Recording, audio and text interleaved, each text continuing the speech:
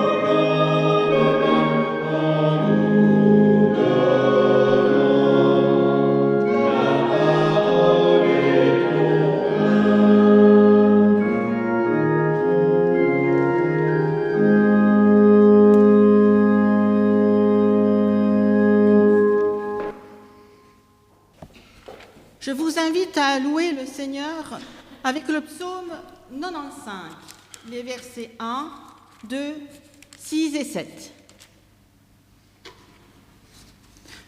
Venez, crions notre joie en l'honneur du Seigneur.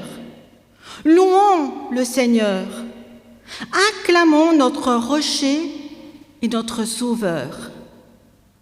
Allons vers lui avec des louanges. Acclamons-le par des psaumes. Venez et prosternons-nous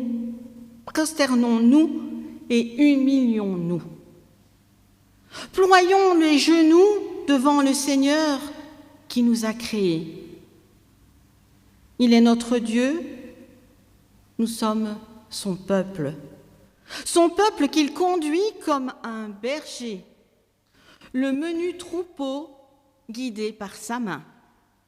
Amen. Je vous invite maintenant à louer le Seigneur avec le cantique 41-38 à la page 614, les strophes 1 et 4. 41-38.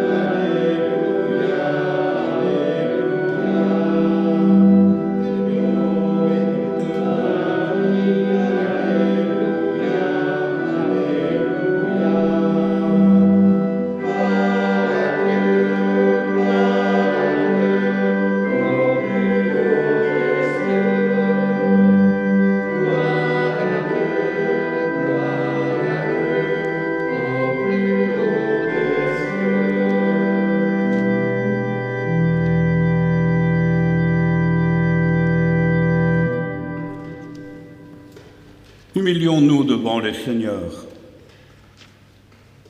Grande est la détresse de notre société, de notre monde. Disons à Dieu notre faiblesse.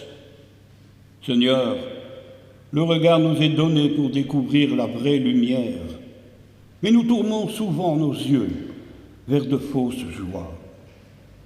Le Christ nous veut ouverts et accueillants, mais nous sommes pleins de refus. Nous refusons l'autre, l'étranger. Nous refusons ce qui est nouveau. Nous refusons même ta parole lorsqu'elle nous dérange. Seigneur, tu nous donnes ton esprit pour témoigner au milieu des humains. Mais nous n'acceptons guère de souffrir pour l'annonce de l'Évangile. Tu éveilles en nous un esprit d'amour et de force, mais nous préférons écouter les insinuations de nos craintes irraisonnées. Pourtant, tu ne nous appelles pas serviteurs, tu nous appelles tes amis. Pardonne nos péchés, fais de nous des gens debout, prêts à servir. Et nous poursuivons cette prière par le cantique 4304 de la page 638, 4304, page 638, les deux premières strophes.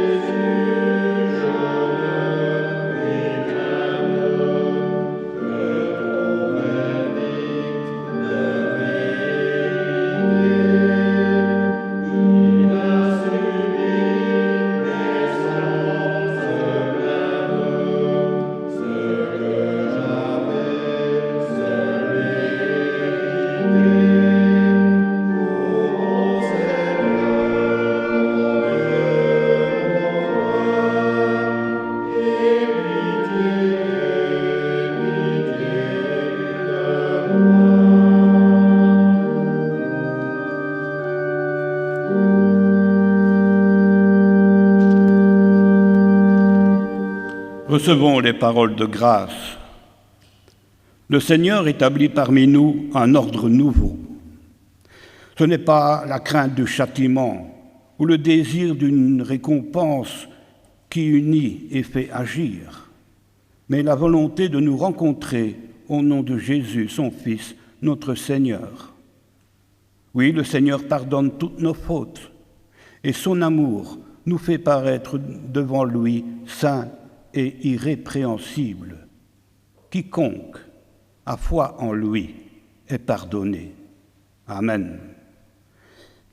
Et nous chantons du cantique 42-05 de la page 626, les strophes 1 et 2.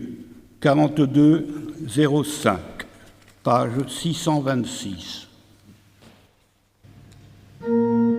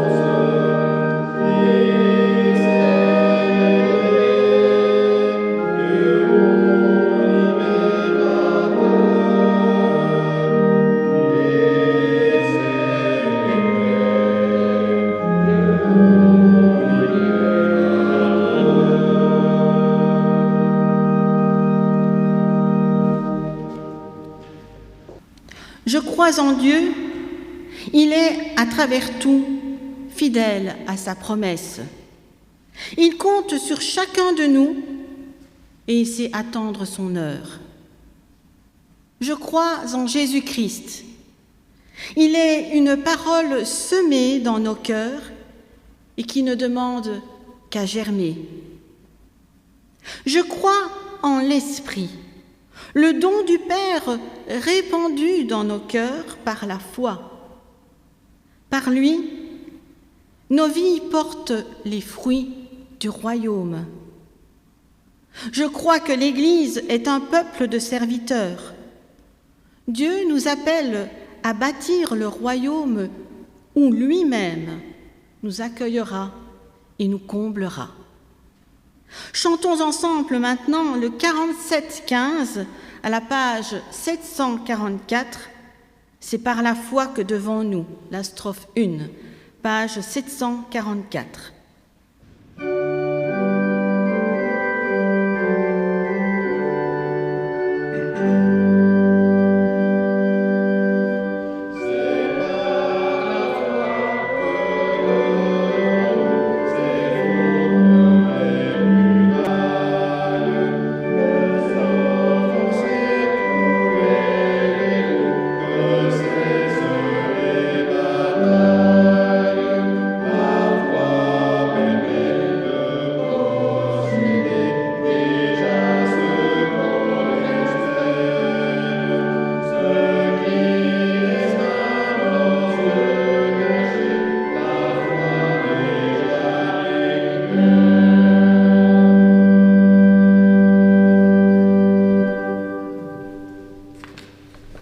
Prions le Seigneur.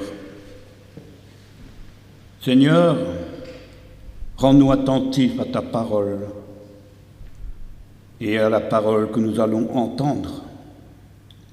Que nos cœurs en soient réveillés, renouvelés et fortifiés, et qu'ainsi ton amour soit manifesté devant tous les hommes, maintenant et toujours. Amen.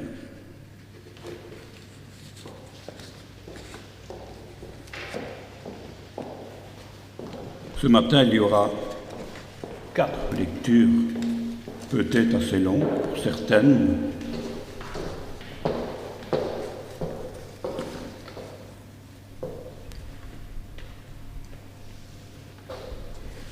Nous ferons notre première lecture dans le psaume 84.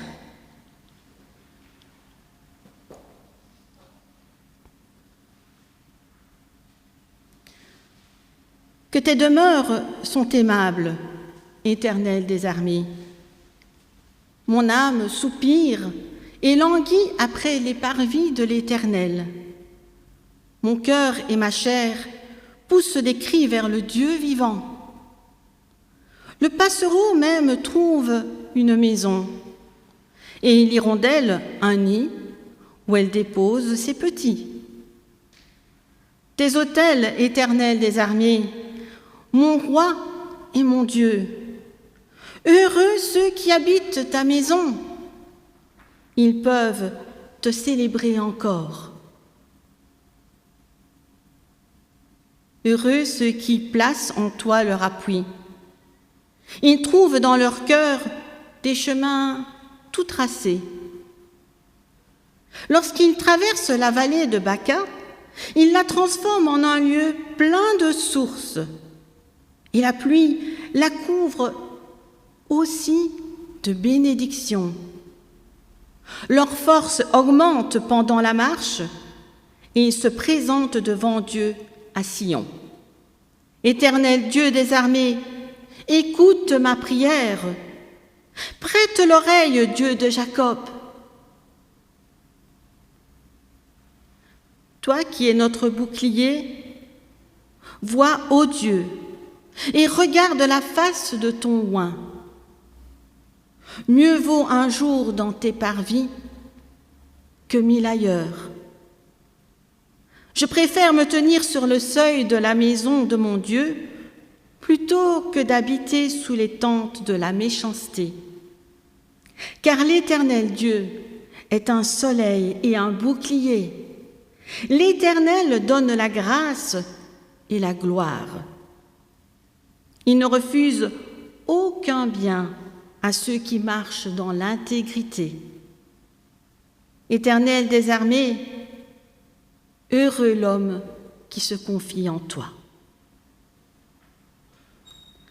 Notre deuxième lecture se fera dans l'Épître aux Éphésiens, le chapitre 6, les versets 1 à 20. Éphésiens 6, 1 à 20.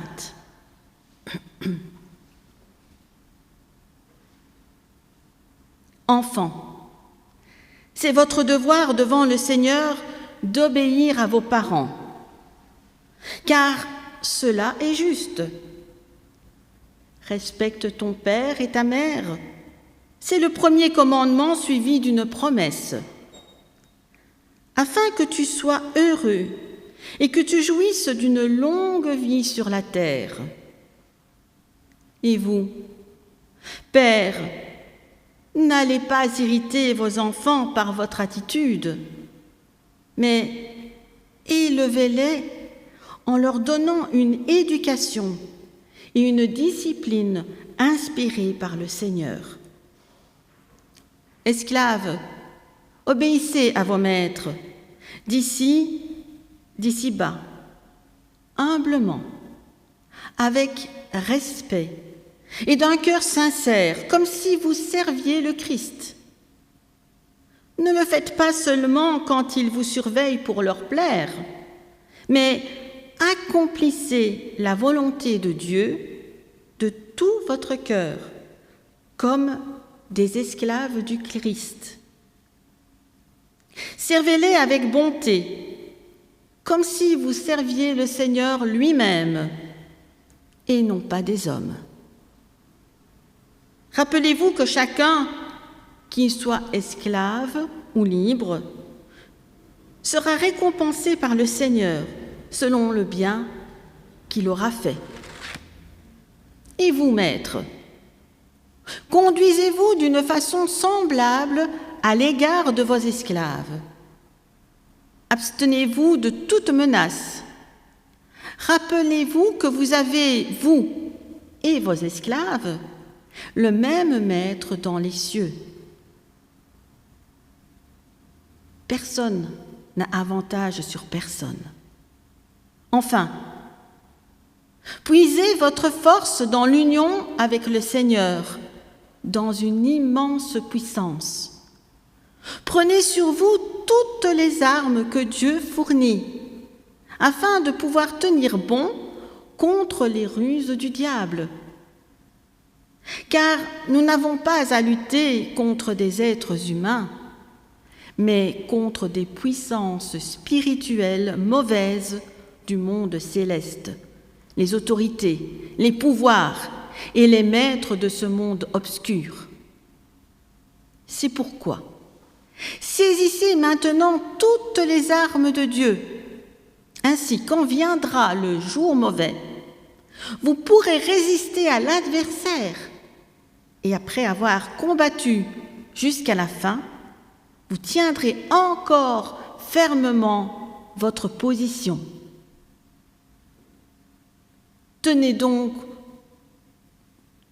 prêts, soyez donc prêts, ayez la vérité comme ceinture autour de la taille, portez la droiture comme cuirasse, mettez comme chaussure le zèle à annoncer la bonne nouvelle de la paix.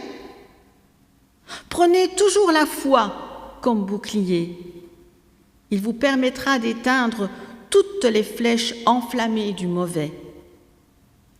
Acceptez le salut comme casque et la parole de Dieu comme épée donnée par l'Esprit Saint. Tout cela, demandez-le à Dieu dans la prière. Oui, priez en toute occasion avec l'assistance de l'Esprit. À cet effet, soyez vigilants et continuellement fidèles. Priez pour l'ensemble du peuple de Dieu. Priez aussi pour moi, afin que Dieu m'inspire les mots justes quand je m'exprime, et que je puisse révéler avec assurance le secret de la bonne nouvelle. Bien que je sois maintenant en prison, je suis l'ambassadeur de cette bonne nouvelle.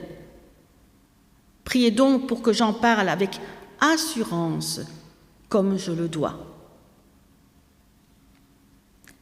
La troisième lecture se fera dans le livre de 1 Roi chapitre 8, les versets 22 à 30 et 41 à 43. 1 Roi 8, 22 à 30, 41 à 43.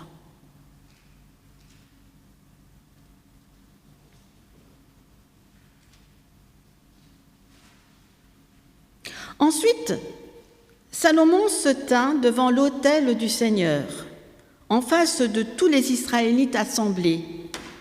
Il leva les mains vers le ciel pour prier et dit : « Seigneur, Dieu d'Israël, il n'y a pas de Dieu comme toi, ni là-haut dans le ciel, ni ici-bas sur terre. Tu maintiens ton alliance avec tes serviteurs et tu leur restes fidèle quand ils se conduisent eux-mêmes devant toi avec une entière loyauté. Tu as fait pour ton serviteur David, mon père, ce que tu lui avais promis. Oui, ce que tu lui avais dit, tu l'as accompli. Toi-même, aujourd'hui. Eh bien, maintenant, Seigneur, Dieu d'Israël, accomplis également ce que tu avais promis à ton serviteur David, mon père, lorsque tu lui as dit : si tes descendants se conduisent loyalement à mon égard, comme tu l'as fait toi-même, je t'assure qu'il y aura toujours devant moi l'un d'entre eux qui régnera après toi sur le peuple d'Israël. Ainsi, Dieu d'Israël, réalise maintenant, je t'en supplie, cette promesse faite à ton serviteur David, mon père. Mais Dieu pourrait-il vraiment habiter sur la terre ? Le ciel, malgré son immensité, ne peut déjà pas le contenir, encore moins ce temple que j'ai construit. Pourtant, Seigneur mon Dieu, tourne-toi vers moi, entends ma prière suppliante, oui, écoute l'appel pressant que je t'adresse aujourd'hui. Ouvre tes yeux, considère ce temple avec bienveillance nuit et jour, puisque c'est le lieu dont tu as dit : j'y manifesterai ma présence. Écoute la prière que je t'adresse ici. Écoute mon appel et l'appel d'Israël, ton peuple. L'appel qu'il t'adresse tourné vers ce lieu. Écoute-nous, Seigneur, dans le ciel, là où tu habites. Écoute-nous et pardonne-nous. Quand l'étranger qui n'est pas de ton peuple d'Israël viendra d'un pays lointain à cause de ton nom, car on saura que ton nom est grand, ta main forte et ton bras étendu, quand il viendra prier dans cette maison, exauce-le des cieux, du lieu de ta demeure, et accorde à cet étranger tout ce qu'il te demandera, afin que tous les peuples de la terre connaissent ton nom pour te craindre, comme ton peuple d'Israël, et qu'ils sachent que ton nom est invoqué sur cette maison que j'ai bâtie. Amen. Je vous ferai une quatrième lecture dans l'évangile de Jean, au chapitre 6, les versets 56 à 69. Jean 6, 56 à 69. Celui qui mange ma chair et boit mon sang demeure uni à moi et moi à lui. Le Père qui m'a envoyé est vivant, et je vis par lui. De même, celui qui me mange vivra par moi. Voici donc le pain qui est descendu du ciel. Il n'est pas comme celui qu'ont mangé vos ancêtres, qui sont morts. Mais celui qui mange ce pain vivra toujours. Jésus prononça ces paroles alors qu'il enseignait dans la synagogue de Capharnaüm. Après avoir entendu Jésus, beaucoup de ses disciples dirent, là il exagère, comment admettre un tel discours? Jésus s'aperçut que ses disciples critiquaient à ce sujet. C'est pourquoi il leur dit, cela vous choque-t-il? Qu'arrivera-t-il alors si vous voyez le Fils de l'homme monter là où il était auparavant? C'est l'Esprit de Dieu qui donne la vie. L'homme seul n'aboutit à rien. Les paroles que je vous ai dites sont esprit et vie. Mais quelques-uns parmi vous ne croient pas. En effet, Jésus savait depuis le commencement qui étaient ceux qui ne croyaient pas et qui allaient le trahir. Et il ajouta, « Voilà pourquoi je vous ai dit que personne ne peut venir à moi si le Père ne lui en a pas donné la possibilité. » Dès lors, beaucoup de ses disciples se retirèrent et cessèrent d'aller avec lui. Jésus demanda alors aux 12 disciples, les apôtres comme nous les appelons communément, « Voulez-vous partir, vous aussi ?» Simon-Pierre lui répondit, « Seigneur, à qui irions-nous? Tu as les paroles qui donnent la vie éternelle. Nous le croyons, nous le savons. Tu es le Saint envoyé de Dieu. »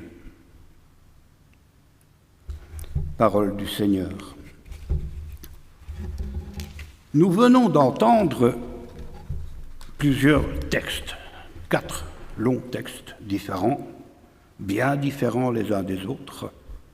D'abord, le psaume 84, qui est un psaume coupé en 3 parties. Nous connaissons beaucoup le psaume 84, on l'utilise souvent. Je dis coupé en 3 parties, c'est magnifié par une pause aussi, entre chaque partie. Et chaque partie dit autre chose. Puis un extrait de l'Épître aux Éphésiens, où il est question d'obéissance, de devoir, et surtout de se préparer à lutter contre les forces obscures. Vient ensuite une lecture du premier livre des rois et de l'allocution du roi Salomon qui inaugure le temple de Jérusalem qu'il vient de faire bâtir. Il en reste un mur maintenant, un seul mur. Enfin, les versets de l'évangile de Jean les versets de l'évangile de Jean où il est écrit que Jésus enseignait à la synagogue, critiqué par ses disciples, dont certains l'ont abandonné. Lecture ce matin toute différente, qui mène à penser que lire la Bible, des textes de plus de 2000 ans, 2021 ans, et encore, j'irais même 3000 ans pour certains, même 4000. Ces textes, c'est pas toujours facile. C'est pas toujours facile, et il faut s'appliquer pour bien comprendre certains textes. En plus, nous n'avons pas toujours tous la même traduction de la Bible. Nous avons d'anciennes traductions avec des phraséologies parfois assez archaïques. Celui qui lit la Libre d'Arby, c'est pas simple. Alors, qu'est-ce qu'il faut faire? J'ai lu une fois un article d'un pasteur qui disait il faut décaper les Écritures. décaper les Écritures.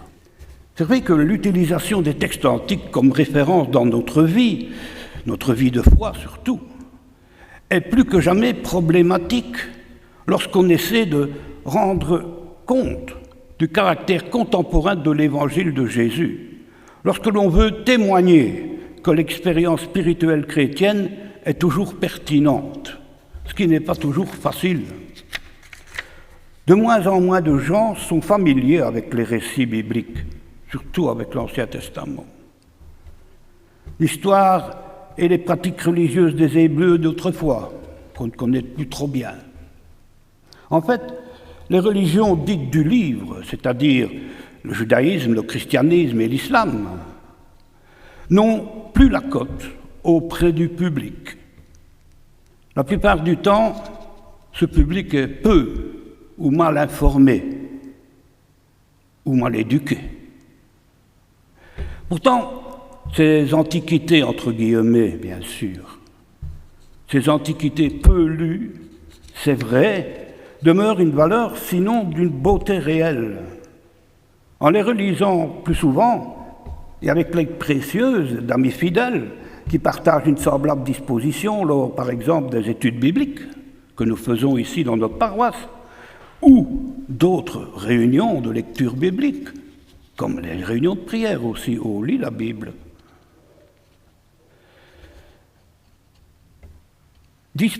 Lors des études bibliques, bien sûr, on parvient à en enlever la poussière, à mettre de côté les aspects vétustes pour procéder au fil des jours, puis des ans, à un lent décapage qui permet d'en faire ressortir la signification profonde. Et ce n'est pas toujours simple. Il faut s'appliquer. Et la tâche n'est jamais achevée. La tâche n'est jamais achevée car l'écriture devient parole. Une voix qui oriente et qui n'a jamais dit son dernier mot. Prenons, par exemple, de ces textes, l'allocution que nous avons lue du roi Salomon lors de l'inauguration du temple de Jérusalem, que les études historiques font remonter à plus ou moins 1000 ans. Il y a plus ou moins 1000 ans. 1000 ans avant Jésus-Christ. Certains disent 1000 ans avant notre ère, surtout en France. Son propos prend la forme d'une prière toute personnelle à Dieu et illustre qu'une telle relation avec le sacré est disponible à toute personne qui est en quête de sens, de miséricorde et qui recherche la bénédiction, ce que nous recherchons tous. C'est avec sa sagesse renommée qu'il affirme pendant la cérémonie d'ouverture de cet édifice: est-ce que vraiment Dieu pourrait habiter sur la terre? Les cieux eux-mêmes et les cieux des cieux ne peuvent le contenir. Combien moins cette maison que j'ai bâtie? Aucune construction humaine, et par extension, théorie, système ni institution, ne peut contenir le divin. Utile et parfois prestigieux, les bâtiments jadis construits par nos ancêtres pour permettre nos rassemblements en son nom, ils sont malheureusement venus à usurper le nom même de la communauté qui se rassemblait. Église, temple, vous aurez l'explication après. L'Église, c'est le monde. C'est le monde chrétien, c'est le monde croyant. Les hommes et les femmes bien vivants, tournés vers Dieu, et non à quelconque édifice ou lieu, non plus qu'un type particulier d'organisation ni structure administrative. Et pourtant, Salomon a construit en dur un temple pour Dieu. C'est une nouveauté à l'époque. Il dit « Ouvre tes yeux, considère ce temple avec bienveillance, et nuit et jour, puisque c'est le lieu dont tu as dit « J'y manifesterai ma présence ». Écoute ta prière, la prière que je t'adresse d'ici. Donc Dieu, pour Salomon, reconnaît la structure solide du temple. Le temple, c'était une convention aussi pour le peuple, un point focal géographique qui servait à garantir en quelque sorte que Dieu écoutait bel et bien ce peuple qu'il avait libéré de l'esclavage et avec lequel il avait conclu une alliance.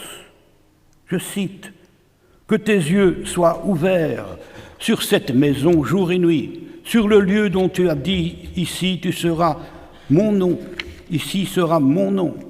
Écoute la prière que ton serviteur adresse vers ce lieu. » Et ce temple, ce n'est pas uniquement au bénéfice d'un groupe particulier. Il est dit, même l'étranger, lui qui n'appartient pas au peuple d'Israël, à ton peuple. Toi, écoute depuis le ciel, la demeure où tu habites. Agis selon tout ce que t'aura demandé l'étranger, afin que tous les peuples de la terre connaissent ton nom. Chez les protestants, le lieu du culte habituel, le temple ou la salle de réunion, pour nos frères évangéliques surtout, n'est pas un lieu consacré, comme le sont les églises catholiques. Quand vous rentrez dans un bâtiment catholique, s'il est consacré, il est saint. Nous, non. Nous, notre temple, c'est une structure non consacrée.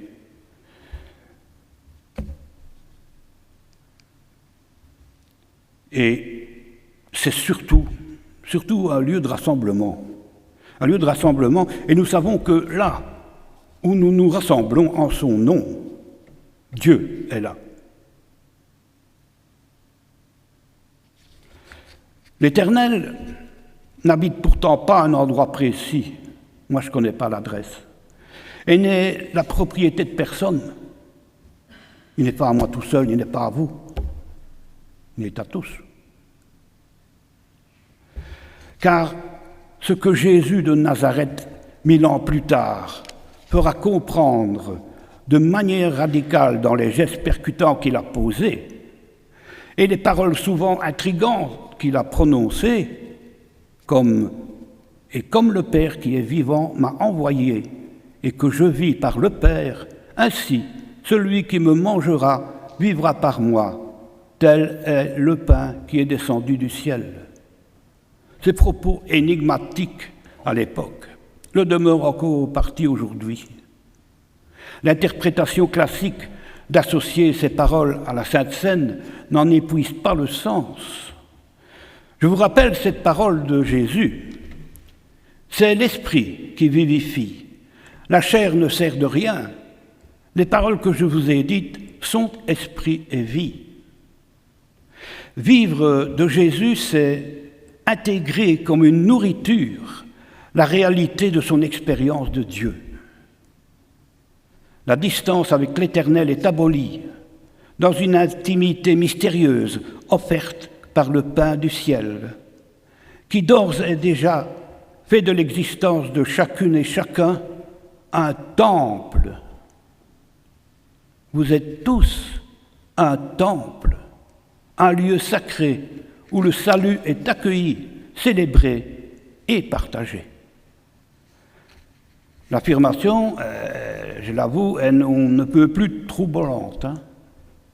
Dès lors, beaucoup de ses disciples s'en retournèrent et cessèrent de faire la route avec lui. Ces paroles de Jean, 2 fois millénaires, sont toujours difficiles à entendre. Rendez compte, les disciples qui se taillent, qui abandonnent Jésus, alors qu'ils l'avaient reconnu comme le Christ ressuscité, mais n'ont pas compris. Ces paroles de Jean, ils n'ont pas compris ce que Jean voulait dire aussi, ce que Jésus voulait dire. Des disciples qui ont abandonné Jésus parce qu'ils n'ont pas compris ce qu'il voulait dire. Allez. C'est comme si vous jetteriez la Bible parce que vous n'avez pas compris ce que vous avez lu. Jésus dit encore, les paroles que je vous ai dites sont esprit et vie. Personne ne peut venir à moi si cela ne lui est pas donné par le Père. Alors, ensemble, en communauté, en Église, poursuivant le décapage des textes, poursuivant autant que celui de nos cœurs, nous le ferons et nous devons le faire. La fidélité de Dieu ensuite continue de nous accompagner et de nous dévoiler ses merveilles. Comme les douze l'avaient compris, nous voulons le dire, Seigneur, à qui irions-nous? Tu as des paroles de vie éternelle, et nous avons cru, nous avons connu que tu es le Saint de Dieu. Amen.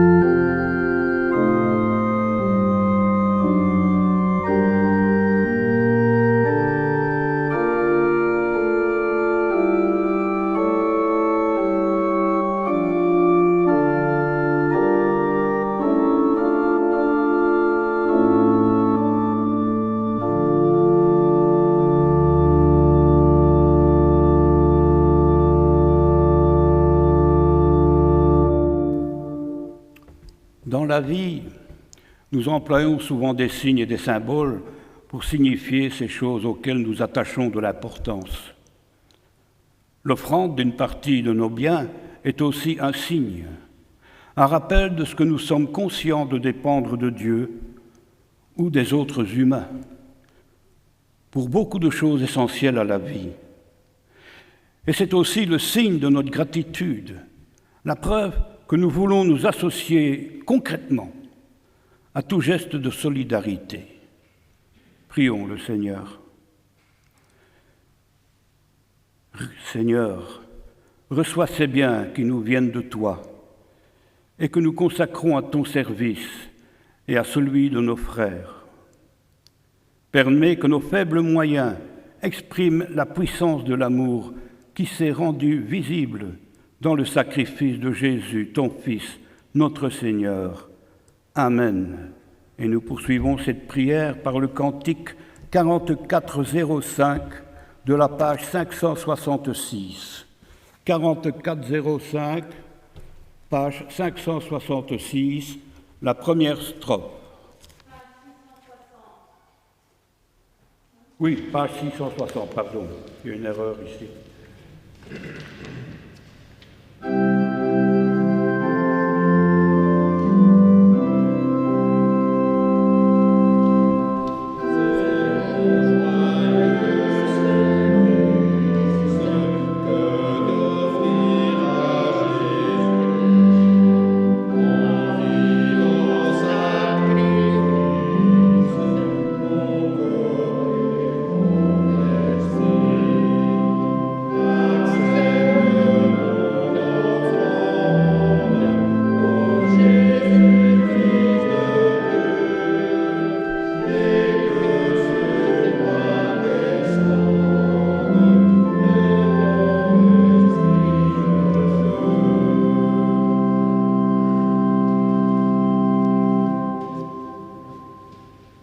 Il y a très peu d'annonces.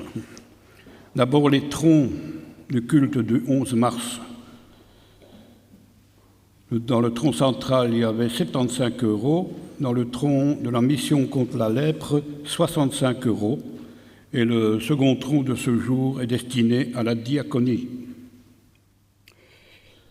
Vous avez remarqué sur la porte d'entrée en verre qu'il y a 2 affiches, une d'un côté, une de l'autre. Cette porte-là, qui est à votre gauche maintenant, est condamnée pour l'instant, parce qu'elle nous pose des problèmes techniques et nous ne savons pas la régler, à cause que, vraisemblablement, le sol le tapis a un peu gonflé à l'humidité.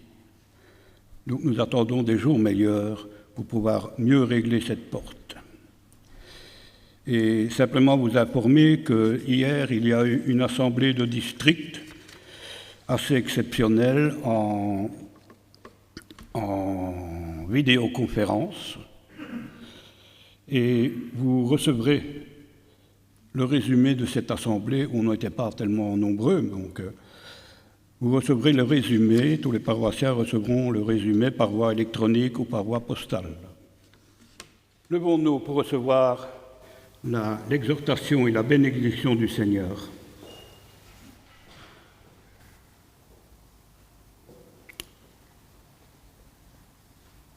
Que la parole du Christ, avec toute sa richesse, habite en vous. Instruisez-vous et avertissez-vous les uns les autres avec une pleine sagesse. Chantez à Dieu de tout votre cœur et avec reconnaissance des psaumes, des hymnes et des cantiques inspirés par l'Esprit. Tout ce que vous faites, en parole ou en action, faites-le au nom du Seigneur Jésus, en remerciant par lui Dieu le Père. C'est une parole que Paul a adressée aux Colossiens. Que la grâce de notre Seigneur Jésus-Christ, l'amour de Dieu le Père et la communion du Saint-Esprit soient avec vous et avec ceux que vous aimez, dès maintenant et pour l'éternité. Allons en paix. Amen. Et nous chantons pour clôturer ce culte, et là je ne vais pas me tromper, le cantique 1405 de la page 215. C'est bien ça ?